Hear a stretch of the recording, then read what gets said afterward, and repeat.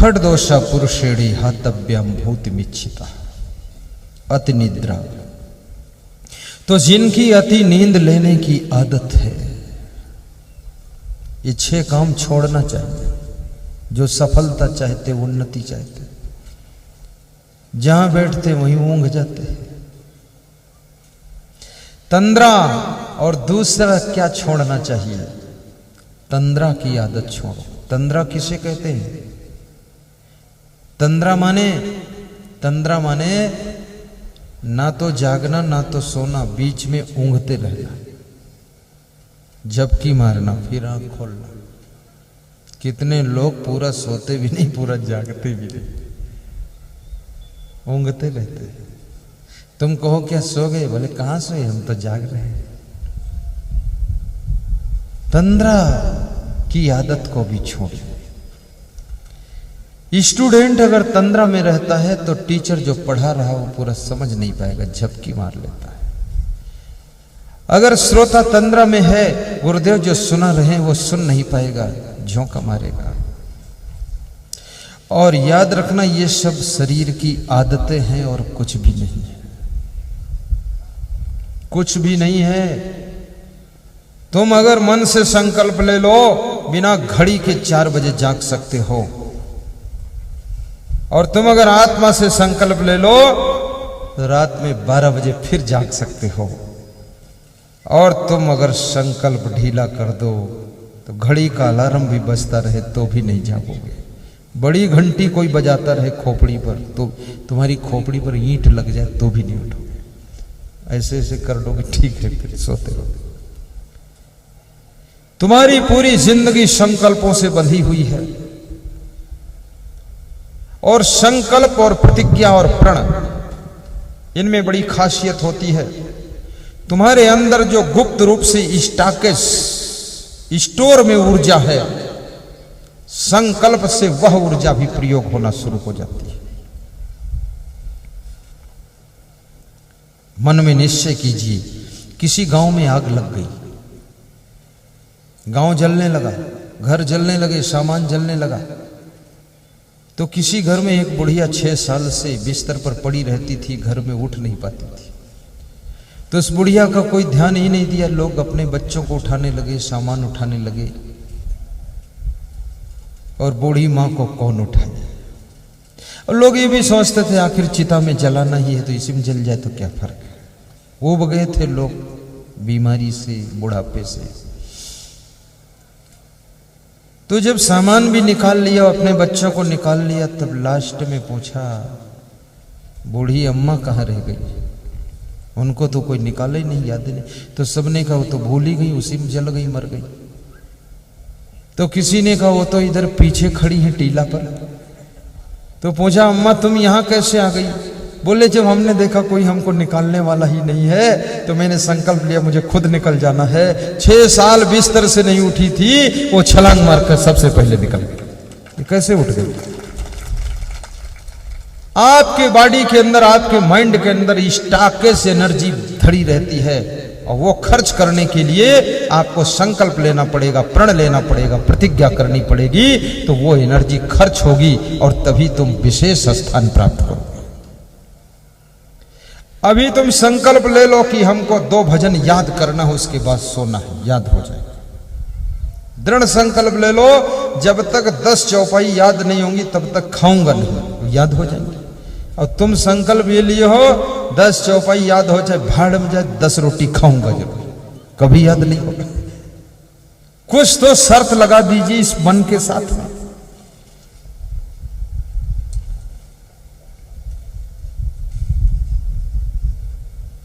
तो तंद्रा की स्थिति से जो ऊपर उठता है उसकी उन्नति होती है। तंद्रा को छोड़ो। तीसरी चीज है अतनिद्रा तंद्रा भयम। डरपोक स्वभाव को त्याग कीजिए। ये जो भय लगता है, कुछ लोग अपने घर में शेर बनते हैं और घर से बाहर बिल्ली बनते। बहुत लोगों का स्वभाव ऐसा होता है, घर में बहुत गुर्राते, कोई कुछ बोल दे तो बस शेर की तरह हो करते, और बाहर जाकर बिल्ली बनकर सिर झुकाए। बाहर भी शेर बनो। और ना शेर को सफलता मिलती है ना बिल्ली को सफलता मिलती है। याद रखना, सफलता उनको मिलती है जो समय को रीडिंग करना जानते हैं, आदमी को रीडिंग करना जानते हैं। आदमी को पढ़ना आ गया, शास्त्र पढ़ करके तुम विद्वान हो सकते हो लेकिन सफल नहीं हो सकते हो। इंग्लिश पढ़ करके तुम इंग्लिश में लेक्चर दे सकते हो पर सफल नहीं हो सकते हो। लेकिन आदमी को अगर पढ़ना सीख लिया, अपनी वाइफ को पढ़ना आ गया, हस्बैंड को पढ़ना आ गया, बहन को पढ़ना आ गया, चेहरे को देख करके उनको रीडिंग करने की कला आ गई, तो आपको सफलता चारों तरफ से मिलना शुरू हो जाएगी। ये नेता लोग चुनाव क्यों हारते हैं? क्यों ये रीडिंग नहीं कर पाते? जनता की मानसिकता को रीडिंग कीजिए। हवाएं बदल रही हैं, रुख बदल रहा है, तुम कहां उड़े जा रहे हो? आइए आप मुड़िए। हवाओं के रुख को बदलने की सामर्थ्य भी तुम में है। दुकानदार क्यों फेल होता है? क्योंकि ग्राहक को रीडिंग नहीं कर पाता है।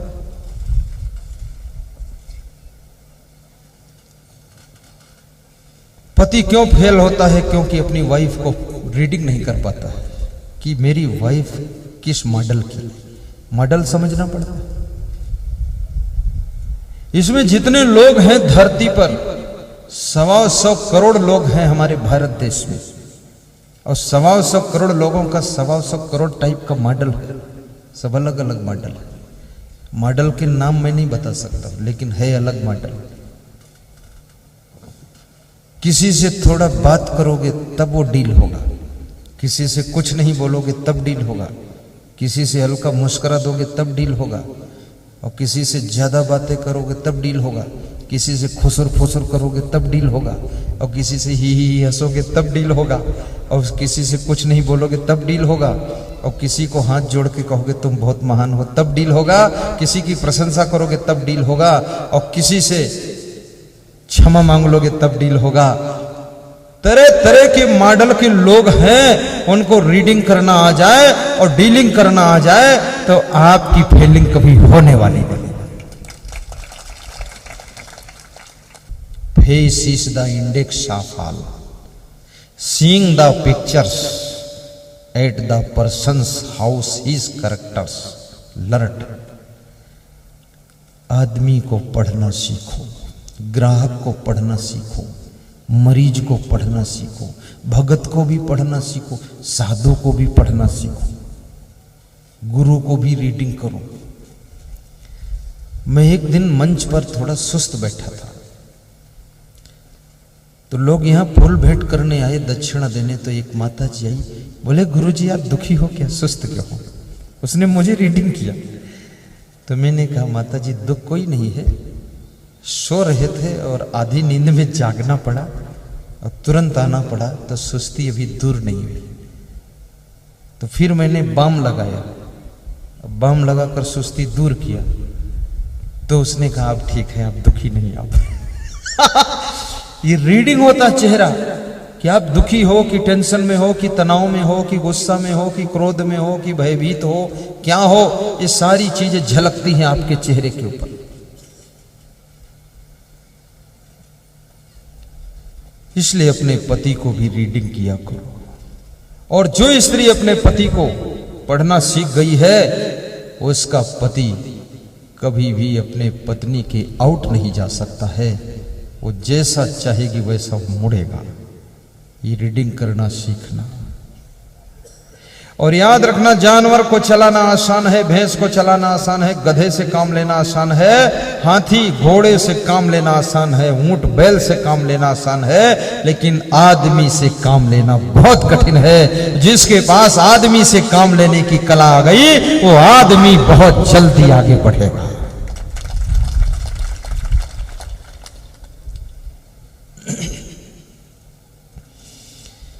भीड़ आदमी की है, आदमी अकेला है। भीड़ आदमी की है, आदमी अकेला है। कौन किसका साथी है, जाना जब अकेला है, भीड़ आदमी की है, आदमी अकेला है। किसी की तुम मदद करते हो, परोपकार करते हो, धर्म करते हो, अच्छा करते हो, तो याद रखना उसका पुण्य आपके पास इकट्ठा हो रहा है।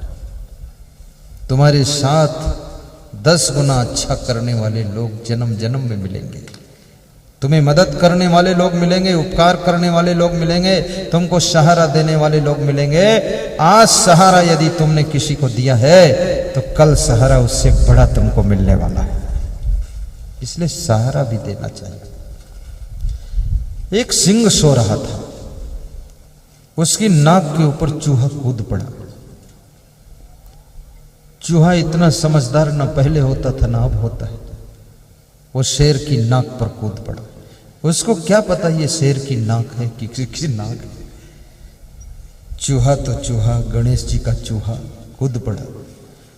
सिंह कब सह सकता है कि मेरी नाक पर कोई कूदे। सिंह गुर्राया और पंजे में चूहे को पकड़ दिया और बोला, रगड़ कर चटनी कर दूंगा, मार दूंगा, दिमाग खराब, मेरी नाक पर कूदा है। चूहे ने कहा, महोदय मुझे नहीं पता थी कि आपकी नाक है। बोले तो किसकी नाक है? बोले मालूम ही नहीं थी, इस मॉडल की नाक कभी देखा ही नहीं, मैं तो सोचा कोई मिट्टी का ढेर होगा, कूद गए। आज पहली बार कूदा हूं, क्षमा कीजिए। चूहा होशियार था, क्षमा मांग लिया। आदमी कभी कभी चूक जाता है, अरे गलती हो जाए, कहीं फंस जाओ तो झट से क्षमा मांग लो, बवाल से छुट्टी पा जाओ। लेकिन आदमी कहता क्षमा नहीं मांगूंगा, सिर झुकाऊंगा नहीं, सिर कट जाए तो कट जाए लेकिन झुकूंगा नहीं। ये फालतू बात मत कर, क्षमा मांग ले, मैटर को खत्म कर दे वही। माफ कीजिएगा महोदय, गलती हो गई। इतने शब्द कहने से अगला व्यक्ति खुश हो जाता है। तो उस चूहे ने माफी मांगी कि माफ करो, आज छोड़ दो आप मुझे, इतना उपकार कर दो मेरे साथ, मैं तुम्हारे पंजे में आ चुका हूं, मार सकते हो मुझे पता है, लेकिन आज यदि तुम हमको मार दोगे तो कल तुम जिंदा नहीं रहोगे, और आज यदि तुम हमको छोड़ दोगे तो कल तुमको बचाने के लिए मैं ही आऊंगा, आज मुझे बचाओ। शेर ने सोचा ये चूहा तो बड़ा विद्वान है, इतनी बड़ी बातें कर रहा है। शेर ने सोचा छोड़ देता हूं, किसी दूसरे ने तो देखा भी नहीं कि नाक पर कूदा है, मैं ही तो जानता हूं, किसी को बताऊंगा ही नहीं तो इज्जत तो बची ही रहेगी। याद रखना, मनुष्य एक ऐसा प्राणी है जिसकी मान और मर्यादा, जिसका सम्मान और इज्जत बहुत बड़ी चीज होती है।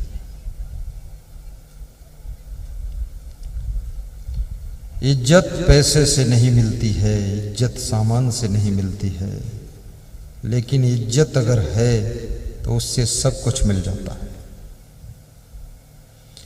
और जिसके पास लज्जत है उसके पास इज्जत है, जिसके पास लज्जत नहीं तो इज्जत भी नहीं। इसलिए थोड़ा लज्जा रखना चाहिए।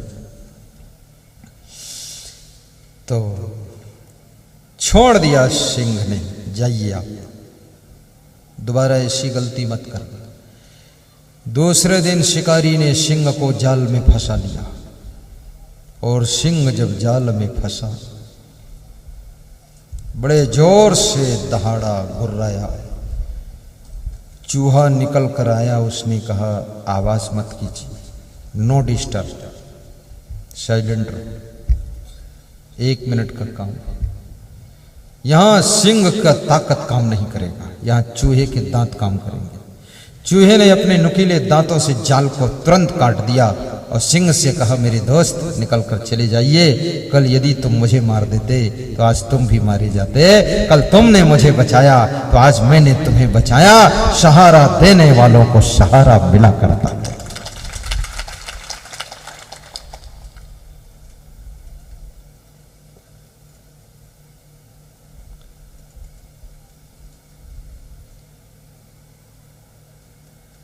ध्रुव तपस्या करने जा रहे थे।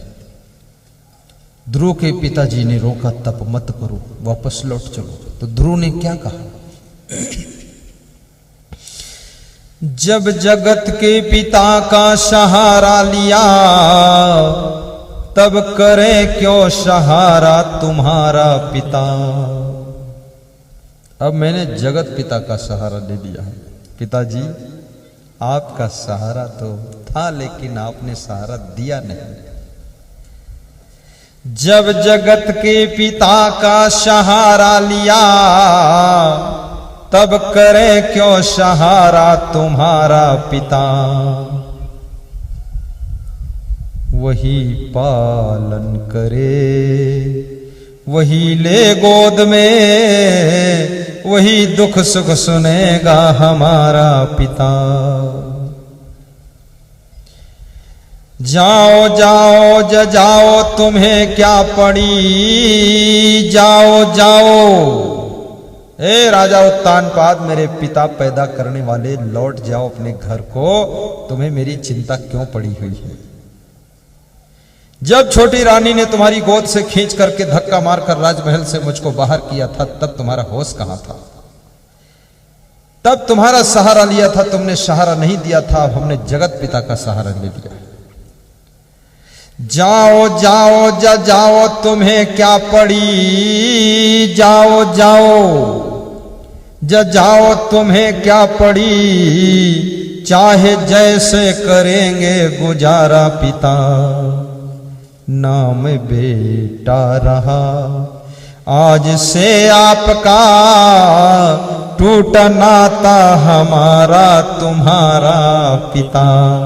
जब जगत के पिता का सहारा लिया, तब करें क्यों सहारा तुम्हारा पिता।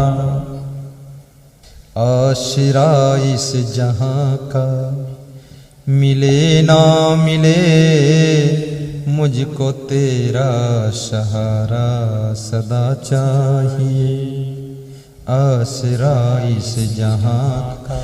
जब दुनिया के लोग सहारा देने से मना कर दें, तो बस एक इष्ट देव का सहारा ले लेना, गुरुदेव के चरणों में चले जाना। उलझने घेर ले सब तरफ से तुम्हें, हौसले से उन्हें आप सुलझाइए। फिर भी मन को मिले ना चैन यदि, तो सदगुरु की शरण में चले आइए।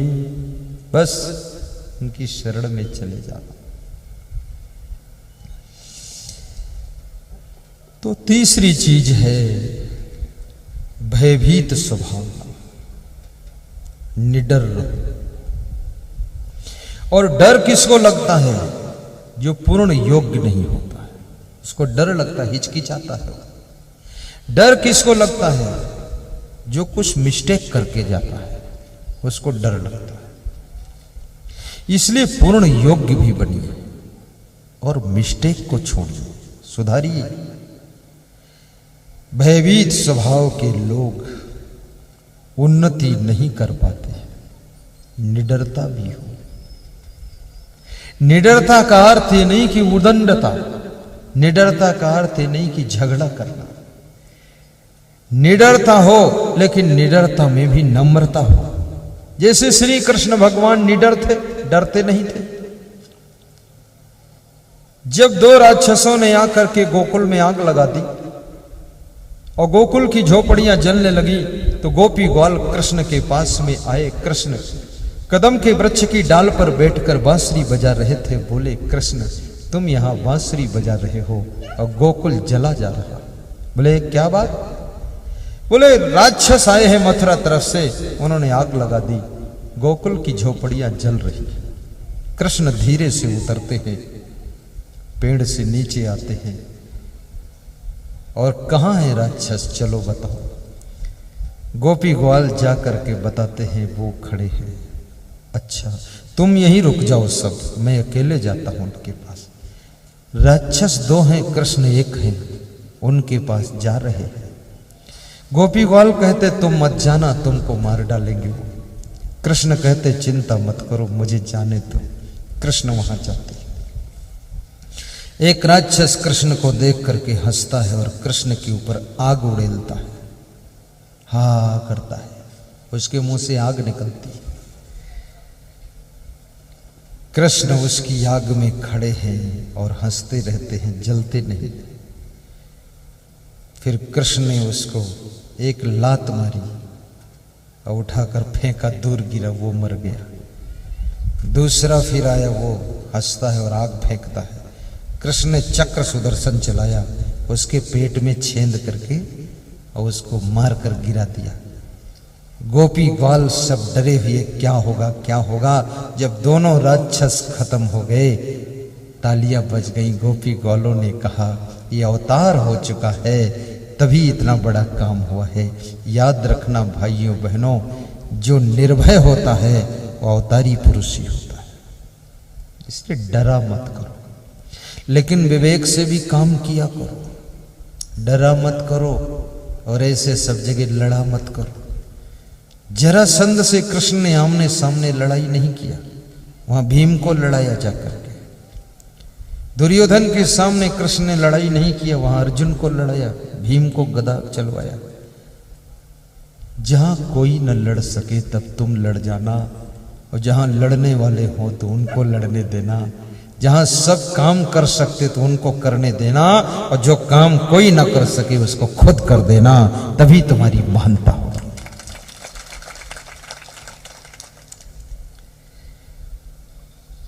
भयम क्रोधम, और चौथी चीज छोड़ना है आपको, क्या? क्रोध छोड़ना पड़ेगा।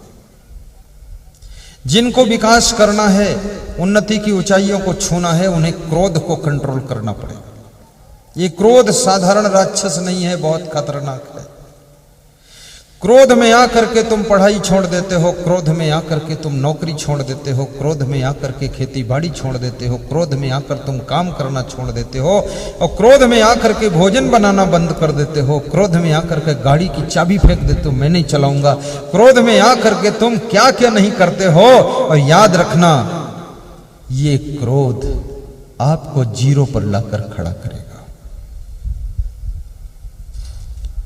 कितने लोगों को देखा कि उनसे हिसाब किताब पूछा, लिख गया कि नहीं लिख गया, रजिस्टर लाकर फेंक दिया, लो मैं नहीं लिखता हूं इसको। जहां तुम रजिस्टर फेंक रहे हो, वह व्यक्ति यदि बुद्धिमान होगा, दोबारा तुमको ये चांस ही नहीं देगा, दूसरे को सेट कर देगा। सौभाग्य ये मनाइए कि हमको ये जिम्मेदारी मिली है, ये कोई छोटी बात नहीं। और जिसके पास कोई जिम्मेदारी नहीं है, वह व्यक्ति जिंदगी में कुछ कर भी नहीं सकता है, और जिसके पास अधिक से अधिक जिम्मेदारी है, वो बिना किए रुक भी नहीं सकता है, बहुत कुछ करेगा। इसलिए जिम्मेदारी भी लेना चाहिए। बहुत बड़ी जिम्मेदारियां लीजिए।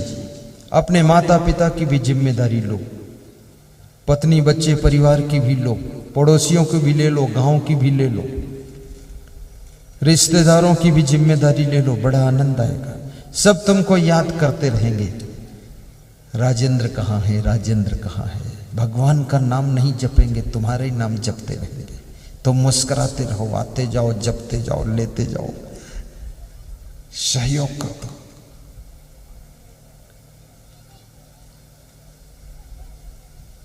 गुस्सा को कंट्रोल करना। सन्यच्छति यो बेगम उत्थितम क्रोधम हर्षयो सा श्रियो राजनम भाजन यश्च आपत्सु न मुह्यति। नीति शास्त्र में लिखा है, जिस मनुष्य को बहुत क्रोध आता है, जो अपने क्रोध को काबू नहीं कर पाता है, और अपनी खुशियों को पचा नहीं पाता है, वह व्यक्ति राज्य और लक्ष्मी का अधिकारी नहीं बन सकता है। इसलिए खुशियों को पचाना सीखो और क्रोध की आग को बुझाना सीखो और दूसरों की प्रतिकूलता को सहना सीखो, तो तुम राज्य और लक्ष्मी के अधिकारी बनोगे। आप राजनेताओं को देखिए कितना इनमें सहन शक्ति होती है। एक नेता दूसरे नेता को क्या क्या बोलता है, ऐसे तो गंवार लोग भी नहीं बोलेंगे जितना गंवारपन नेताओं में। और फिर भारत देश का नेता इतना फोहड़ है, कोई ठिकाने नहीं, क्या क्या बोलेगा, सब उल्टा पलटा बोलते हैं। खैर मैं तो अखबार नहीं पढ़ता, पता नहीं है पूरा पूरा, लेकिन किसी किसी से सुनता हूं। लेकिन कितना ही किसी नेता के बारे में कोई नेता बोले, वो अपना काम नहीं छोड़ता है, फिर दूसरे गांव में जाता, वहां भाषण करता है, फिर चालू वही काम उसका, फिर वोट मांग रहा है, खूब निंदा कोई करे कोई परवाह नहीं उसको, और फिर चुनाव लड़ता, फिर जीतता, फिर मिनिस्टर बनता, और फिर गाड़ी में जा रहा है, फिर लोग माला पहनाते हैं, फिर लोग गाली देते हैं, फिर सह लेता, फिर मुस्कुराता। बहुत मजेदार है। नेताओं से भी सहना सीखो, नेताओं से भी गम खाना सीखो, और पार्टी पार्टी की लड़ाई होते हुए भी दांव पड़ता है तो फिर दो पार्टी एक में हो जाते हैं, एक दूसरे को समर्थन दे देते हैं कि मुख्यमंत्री तुम्हारा, उप मुख्यमंत्री हमारा और मूर्ख मंत्री दूसरे का, सब बना लेते हैं, मुख्यमंत्री मूर्ख मंत्री बन जाते हैं, पूरा शासन हाथ में संभाल लेते हैं। जो एक दूसरे के जानी दुश्मन से नेवला और सांप जैसे थे, बिल्ली और कुत्ते जैसे रहते थे, एक दूसरे को देख नहीं सकते थे, वह एक दूसरे के पास कुर्सी पर बैठकर चाय पीते हैं और सीटों का बंटवारा करते हैं और कहते हैं हमारा तुम्हारा गठबंधन है, और दोनों खुश हैं। और फिर 6 महीने बाद वो गठबंधन भी टूट गया, फिर अलग अलग है, फिर एक दूसरे की बुराई कर रहे हैं कि इससे ज्यादा दुष्ट कोई नहीं है, ये तो भ्रष्ट बहुत है, और फिर अगले चुनाव में फिर एक साथ है। अब ये नेताओं की ताकत थी। और तुम यहां क्या करते हो? तुम भाजपा और कांग्रेस और सपा लपा बसपा घसपा इसको लेकर आपस में लड़ते रहते हो। तुम कभी जुड़ नहीं पाते हो और वे कभी टूट नहीं पाते हैं। वे लड़ते हैं फिर जुड़ते हैं और तुम कभी जुड़ते ही नहीं हो, लड़ते ही रहते हो। उन नेताओं से सीखो जो ऊंचाई पर बैठे हैं, वे सब एक में जुड़ जाते हैं। तो तुम क्यों लफड़म फंसे हो? तुम भी जुड़ के रहा करो। कलाएं सीखो।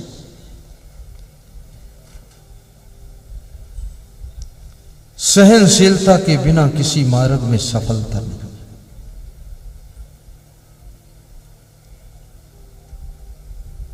गम खाना ऊंचाई पर पहुंचने का साधन है। विष्णु भगवान तप कर रहे थे, ध्यान में बैठे थे। परशुराम के पिता भृगु जी आते हैं और उनके सीने पर लात मार देते।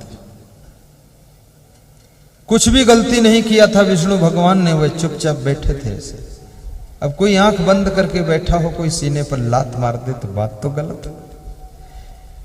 विष्णु भगवान ने उनका पैर पकड़ लिया और कहा कि मेरा सीना बड़ा कठोर है, आपके पैर इतने कोमल हैं, ब्राह्मण बालक हो, आपके पैर में चोट लग गई होगी, लाओ इसको थोड़ा सहला देता हूं। भृगु जी शर्मिंदा होकर तप करने चले गए और बोले मैं बहुत मूर्ख आदमी हूं, खाम खा लात मारा। विष्णु भगवान ने लात सह ली तो वे जगत पूज्य हो गए, उनके मंदिर बन गए। और भृगु जी ने खाम खा लात मारी तो उनके मंदिर दुनिया से खत्म हो गए। याद रखना, सहने वाले की ही पूजा होती है, इसलिए गम खा लेना चाहिए। और बहुत जल्दी गर्म भी मत होना, ठंडे रहो। धन्यवाद धन्यवाद। एक सम्राट के दरबार में कोई सौदागर, हीरे का व्यापारी हीरा बेचने गया। तो उसने आवाज लगाई दरबार में कि मेरे पास हीरा है और कांच भी है, और हीरा कांच अलग अलग जो पहचान करके बता दे तो उसको एक हीरा फ्री दे दूंगा। तो मंत्रियों ने पहचाना लेकिन पहचान न सके, सब फेल हो गए। तो सम्राट स्वयं उठा, बोला मैं पहचान लूं। तो सम्राट के एक मंत्री ने कहा कि आप पहचान भी लोगे अगर, तो एक हीरा पा जाओगे अगर, तो कोई बहुत बड़ी बात नहीं होगी। आपके खजाने में हजारों हीरे भरे हुए हैं, और यदि पहचान नहीं पाए तुम तो बदनामी कितनी होगी। इसलिए बहुत बड़े आदमी को हर दौड़ में शामिल नहीं होना चाहिए। आप अपने सम्मान को सुरक्षित रखिए, हीरा जाने दो भाड़ में, आप तो बैठो। कितनी बड़ी बात है। जो तुम्हारे सम्मान की फिक्र करे उसको धन्यवाद देना, मना करे तो मान जाना। आपकी वाइफ कभी कभी कहती है ये बुशर्ट जो पहने हो पीले रंग का, इसको उतारो, आज लाल रंग का पहन कर जाओ। तो तुम कहते हो कि बवाल बनाती, रोज रोज हम यही पहनेंगे। नहीं नहीं, तुम उतार दो, क्योंकि तुम अपने बुशर्ट को देख नहीं पा रहे हो, वो देखती है, मैच नहीं कर रहा है, इसलिए बता रही है। उसकी इच्छा है कि मेरा पति सुंदर लगे और मेरा पति जहाँ जाए सम्मान पाए, इसलिए तेरा बुशर्ट चेंज करवा रही है। उसको धन्यवाद दे दो। कभी कभी हमारे संत, आज एक रामपाल नाम के संत हैं, रामपाल, तो मुझसे बोले वहां ब्रजेश नगर में पीपल खोट के पास, बोले गुरुदेव थोड़ा पगड़ी को नीचे कर लिया जाए। तो मैंने कहा क्यों? तो बोले थोड़ा बाल दिख रहे हैं, ऊंची हो गई है। तो मैंने कहा पूरा पगड़ी खोल दो। अरे बोले नहीं गुरुदेव।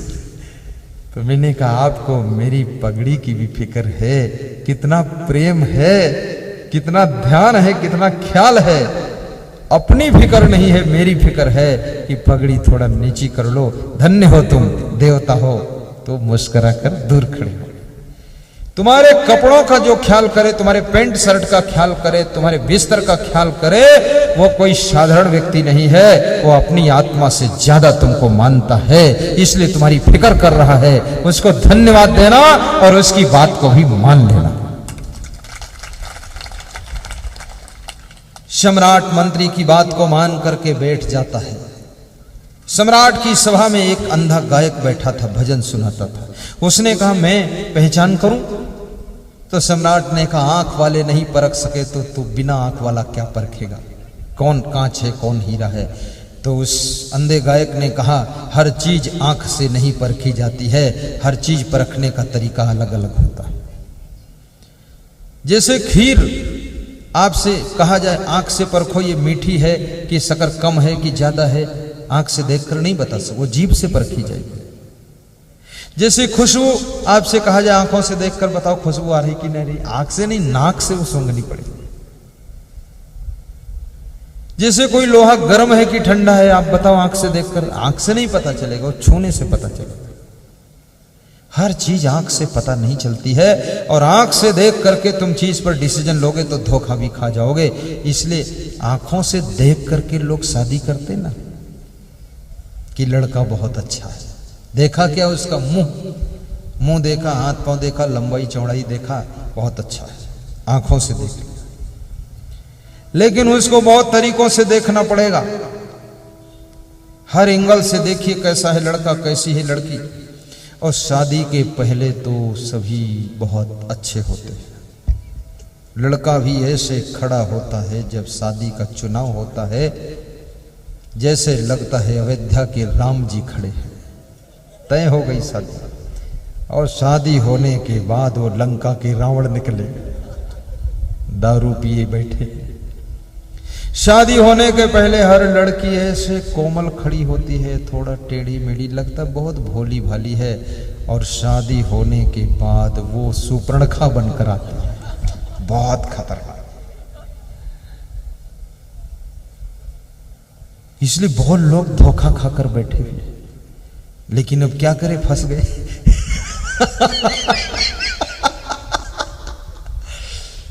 तो बहुत तरीके से देखिए, समझिए, परखिए, तब डिसीजन लीजिए।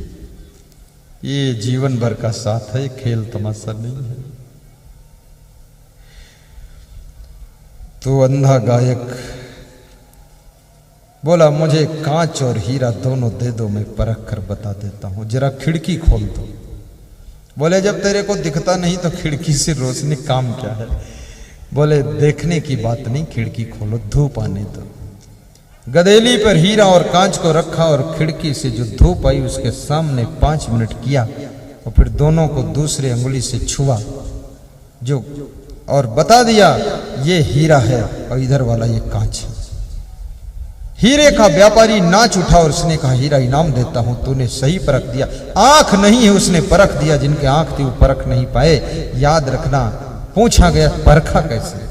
तो उसने कहा खिड़की खोली गई, धूप अंदर आ गई, हाथ पर रखकर मैंने धूप में हीरा और कांच को कर दिया और 5 मिनट बाद छू कर देखा तो 5 मिनट की धूप में जो बहुत गर्म हो गया था वो कांच था, और जो 5 मिनट की धूप में गर्म नहीं हुआ वो हीरा था।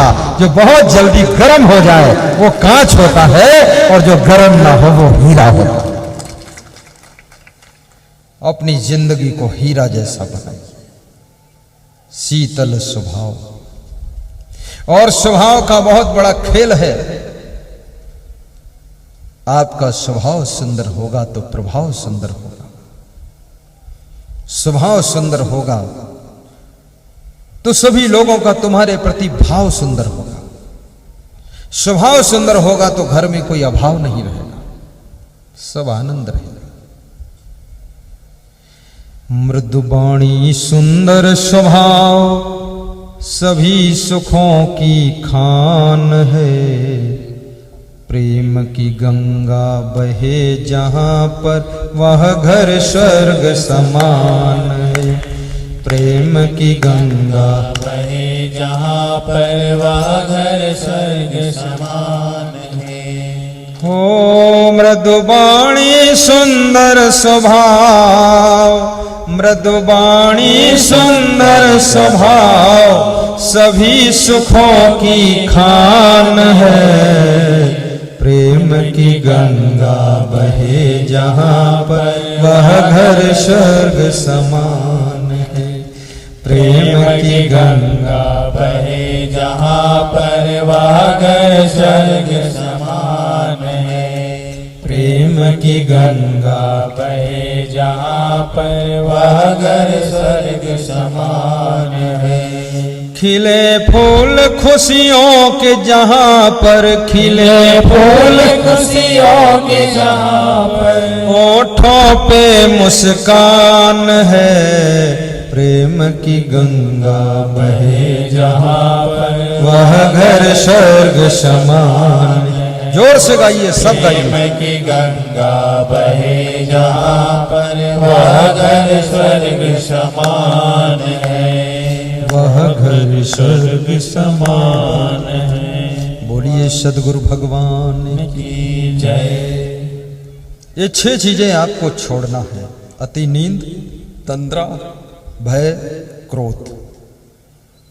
और 2 बातें कल बताऊंगा, 4 बताया, और 6 कौन कौन करना है वो भी कल बताऊंगा। अगर ये 6 छोड़ दिया और वो 6 कर लिया तो विश्व के अंदर कोई ब्रेकर नहीं है जो तुम्हारी सफलता को रोक सके। आपकी गाड़ी स्पीड से चलेगी और बहुत ऊंचाइयों को छूओगे।